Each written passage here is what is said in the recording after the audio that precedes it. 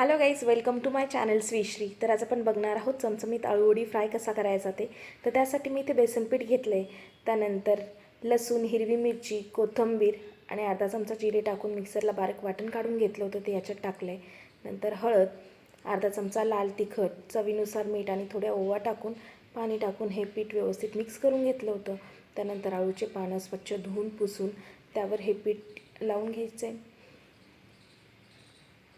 आणि आता ह्या आळूवड्या आपल्याला 15 ते 20 मिनिटांसाठी वाफवून घ्यायच्या आहेत. त्यासाठी मी कढईत पाणी गरम केलं, आळूवड्या त्यात ठेवून व्यवस्थित वाफवून घेतल्या आहेत. त्यानंतर त्यांचे बारीक काप करून घ्यायचे आहेत आणि कढईत तेल गरम करून त्यात मोहरी, जिरे, बारीक चिरलेला कांदा, हळद, धना पावडर, अर्धा चमचा घरगुती काळा मसाला, चवीनुसार मीठ टाकून कापलेल्या वड्या याच्यात फ्राय करून घ्यायच्या आहेत मीडियम फ्लेमवर.